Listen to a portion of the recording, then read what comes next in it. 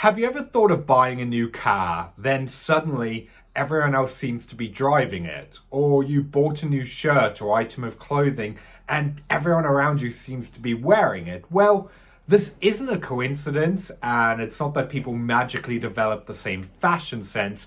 It was actually there before, you just didn't notice it. You see, the way that your brain is programmed, when you focus on something, you get more of it in your life. Now, I'm not going to go into the full science behind it all, but just to give you a rough understanding of what's actually going on is, at this very moment in time, there's millions of different things going on around you, from the feel of your shirt on your body, to sounds, to smells, to the taste in your mouth. If your brain tried to process all of it, you'd go insane.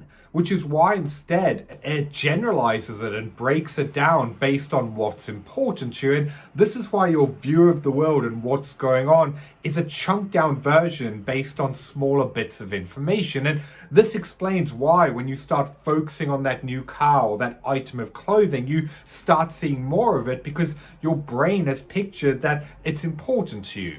To put this into perspective for you, I want you to do something for me. And this is a little bit silly, but humor me for a moment. What I want you to do is close your eyes, and I want you to picture anything except a pink elephant. Think of anything except a pink elephant. And what immediately pops into your head? A pink elephant.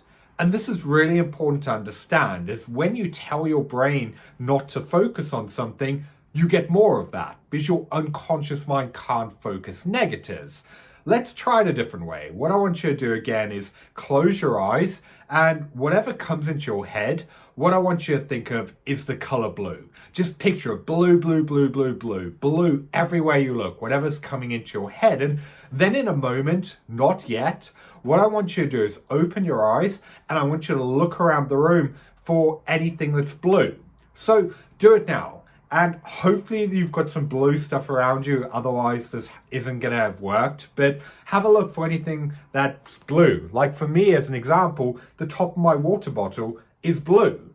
It's not that it wasn't there before, but I wouldn't have noticed it because it wasn't important. My brain didn't register that the color blue was something to look out for. So instead, it distorts it, generalizes, and breaks it down because it doesn't recognize it as important information that I need to be aware of. And that's proof of your mind working in a way that it bases your thoughts, actions, and decisions around what it sees as important to you. And that's why, whether it's good or bad, if you focus on something, you're going to get more of it. And you can see from that how by focusing on the wrong things, it's going to completely derail your state of mind. Let's say, for instance, you have a big presentation coming up. You've got to go to a big event and meet new people. You have a big opportunity where you need to perform and deliver.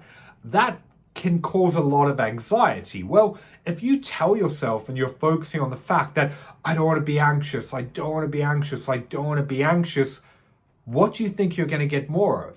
You're going to become more anxious. And you can see from that how by focusing on the wrong things in your life and business, it can be absolutely catastrophic. Especially if you're spending your days focusing on how stressed you are, how much pressure there is, or how high the expectations are. There's no way that you're going to be able to show up at your best, make the right decisions, or execute at the highest level when you're constantly focusing on everything that's going wrong. The problem with this, though, is that for the most part, our focus and our decisions, they're an unconscious action, meaning we don't even realize that we're doing them, which becomes an even bigger issue when, because of them, our emotional control panel then fires on autopilot. Think of it like this. How often do your emotions get the better of you, where you act in the moment on impulse in a way that later you look back and you regret it or wish that you'd handled that situation differently? Well, that's your brain focusing on something and your emotional control panel firing on autopilot. And it's something that for most people, they have absolutely no control over. And like we said before, there's no way that you're going to be able to run your business at the highest level when that's constantly getting the better of you. And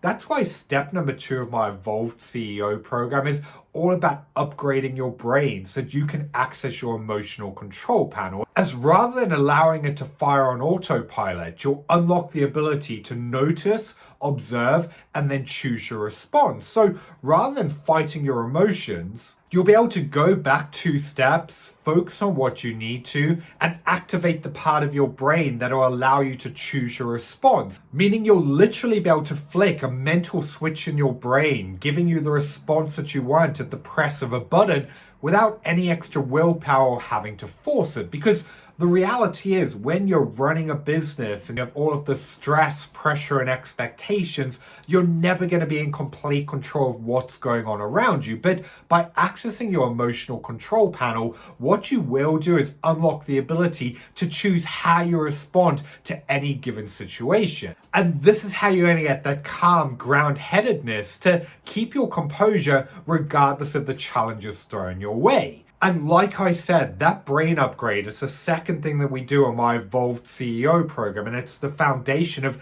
everything that we do going forward, because without accessing that part of your brain, you're never going to be able to tap into your full potential or fire at full capacity. So with that being said, I'd love to hear your thoughts on this. What are your biggest takeaways from this video, and what have you seen in the past that once you start focusing on it, you've got more of it in your life?